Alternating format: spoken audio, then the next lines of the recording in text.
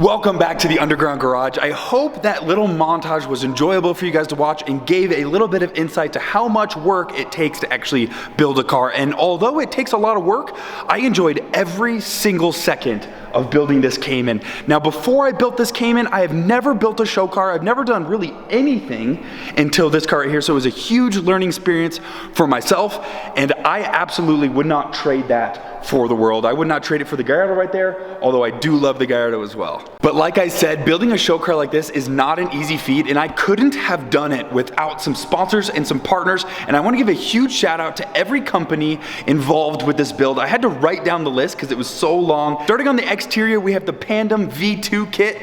That's pretty much what made this build happen. It looks so good. We have 305 forged wheels, we have Kumho tires, we have yellow speed racing airbags, we have Icebox customs, my buddy Lorenzo, who hooked me up with some airlift performance and the air management. We have Kpmf vinyls for the yellow, we have XPEL tint, dress up bolts for the over fender bolts, we have Klaus composites for the wing, Fabspeed exhaust, and ODS performance for my titanium wheel bolts. On the interior, we have Corbeau racing seats, Numeric racing for the shifter and shift linkages. We have IXI gears for my shifter and Sky High car audio for my sound deadening.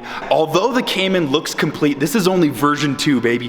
Version 3 is coming sometime this next year. I am actively buying parts for the next version of the Cayman, but with the world the way that it is, we will see when those arrive. But when they do, I'll make sure I film videos installing the new parts. If you have any idea or guesses as to what V3 will be different than V2, let me know in the comments below. I want to know if any of you guys get close to guessing what I'm going to do. It's going to be insane, and I know you guys are going to love it. And if any of you out there are aspiring to build cars like this or like the Gallardo, the best thing that you can do is start today. Just start doing something to work towards that goal. 5 years ago, I did not own this Cayman, but I was hustling and saving money so that I could buy the Cayman 3.5 years ago. And like I said, I had no idea what I was doing. You just got to start turning wrenches and screwdrivers, and the next thing you know, you have a car at SEMA and your dreams are coming true right before your eyes. But I cannot wait to bring you guys more Cayman content in the future. But that pretty much wraps up today's video, you guys. I really hope you enjoyed it. Until the next one, peace.